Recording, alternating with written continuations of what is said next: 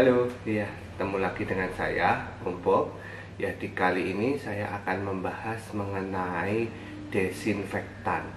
Ya, kenapa, saudara? Karena sekarang ini gara-gara virus corona, semua ramai-ramai membuat desinfektan. Mulai dari menggunakan obat pel sampai cairan berbahaya.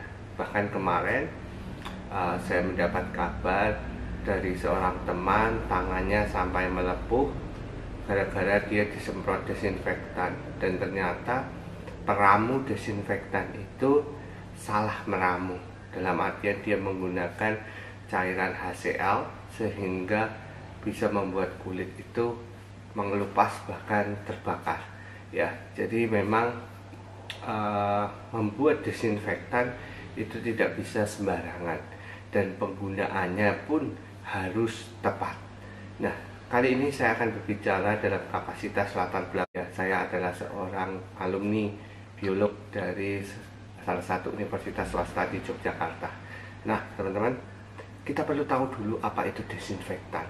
Ya, desinfektan itu memang cairan yang kita gunakan untuk membunuh bakteri, virus, jamur yang terdapat pada permukaan benda mati. Ya, jadi yang harus jadi catatan di sini, desinfektan itu untuk benda mati, bukan untuk manusia. Apalagi kita semprotkan ke wajah, kita semprotkan ke badan tanpa alat pelindung diri, semisal masker atau kacamata.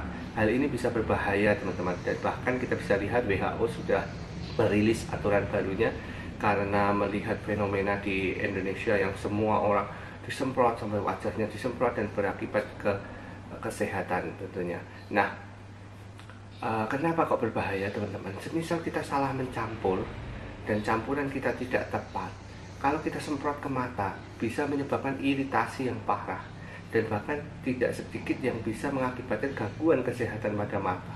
Kalau kita semprot ke hidung atau apalagi ke mulut tanpa pengaman, misal masker, teman-teman bisa menghirup cairan kimia itu, dan tentunya justru merugikan kesehatan teman-teman sendiri. Oleh karena itu, dalam penggunaan desinfektan itu harus tepat. Ya, jadi sekali lagi harus tepat. Desinfektan gunakan untuk benda mati. Semisal teman-teman menyemprot ruangan, ya boleh, tapi ingat selama menyemprot pakai APD yang lengkap. Ya, dalam artian teman-teman bisa gunakan sarung tangan, pelindung masker untuk menutupi hidung dan mulut, dan juga kalau bisa menggunakan kacamata. Ya, itu tentunya sangat membantu. Nah, yang kedua adalah jangan semprot pada area wajah.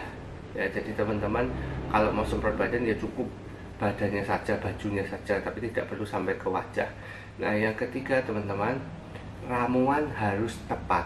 Ya, jadi tidak sembarangan meramu. Misalkan teman-teman menggunakan salah satu produk pemutih, ya, lalu asal aja pemutih itu dicampur, itu bisa berbahaya, teman-teman. Kalau dia terkena kulit, bisa menyebabkan iritasi. Ya, harus menggunakan dosis yang tepat. Teman-teman boleh menggunakan pemutih itu, ya, atau mungkin teman-teman menggunakan karbol, ya boleh saja menggunakan karbol, tapi dosisnya harus diperhatikan. Nah, sekarang saya ingin membagikan salah satu resep desinfektan yang cukup aman dan juga cukup murah sebetulnya, yaitu kita bisa gunakan klorin dalam bentuk kaporit. Ya, kaporit itu bisa membunuh kuman, bisa membunuh virus, bakteri, ya, yang bisa kita gunakan sebagai desinfektan yang lebih aman. Ya, tentunya dalam dosis yang benar.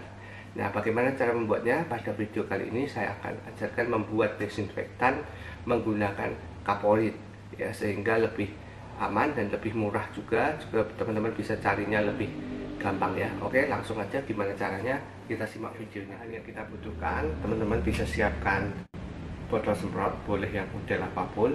Ini saya akan bikin per 1 liter supaya teman-teman mudah, ya. Disiapkan botol, diisi air bersih 1 liter, ya, kalau bisa air matang. Nah, kemudian siapkan kaporit. Teman-teman bisa cari kaporit yang powder aja sehingga lebih mudah, ya. Ini banyak dijual di toko kimia maupun di toko-toko bangunan. Teman-teman bisa cari kaporit powder, ya. Nah, sekarang dosisnya bagaimana? Untuk membuat cairan desinfektan dari kaporit yang efektif untuk membunuh bakteri dan virus, teman-teman harus bisa membuat desinfektan dengan kadar kaporit 1,8 ppm per cc-nya. Nah, gimana caranya teman-teman? Jadi cukup kalau teman-teman menggunakan yang powder, ya ini sekitar kaporit 60%, teman-teman bisa gunakan 1 sendok teh. Ya, jadi kita lihat ya.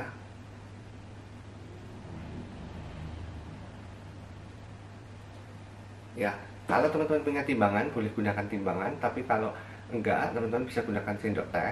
Nah, sendok teh ini kita buat munjung ya teman-teman. Jadi 1 sendok teh munjung seperti ini, itu diperkirakan sekitar 3 gram. Jadi 3 gram per 1 liter itu yang teman-teman butuhkan. Atau 1 sendok teh munjung, itu yang teman-teman campurkan ke 1 liter air ya. Oke, setelah itu teman-teman tinggal kotak saja, dan ini sudah menjadi cairan desinfektan yang sudah bisa teman-teman gunakan dengan lebih aman ya. Jadi cara penggunaannya bagaimana teman-teman? Penggunaan yang benar, teman-teman bisa semprotkan ke daun pintu, ke gagang pintu, ke mungkin pegangan tangga atau ke meja ya, atau ke ruangan, sudut-sudut ruangan, jalan yang teman-teman mungkin merasa di situ tidak aman, atau banyak orang memegang, atau banyak orang interaksi. Nah, kita biarkan 10 menit ya, jadi minimal 10 menit setelah Anda semprot. Jadi biarkan 10 menit, kemudian baru boleh Anda lap ya. Kenapa 10 menit? Karena itu supaya desinfektan ini itu membunuh mikroorganismenya dulu ya. Jadi jangan semprot langsung dilap, percuma teman-teman, belum begitu bekerja dengan baik. Jadi yang benar adalah teman-teman semprot, kemudian teman-teman biarkan dulu sekitar 10 menit, kemudian baru dilap. Nah, untuk bahan-bahan yang logam teman-teman, saya sarankan setelah 10 menit segera lap dengan lap kering yang bersih ya. Kenapa teman-teman? Untuk menghindari korosi. Oke, jadi itu pesan saya untuk desinfektan teman-teman, dan kiranya informasi ini boleh mencerahkan kita semua, dan salam sehat untuk kita semua ya. Tetap jaga kebersihan ya, dan gunakan cairan kimia dengan hati-hati dan dengan bijak. Oke, terima kasih. Selamat pagi dari saya, dan semoga informasi ini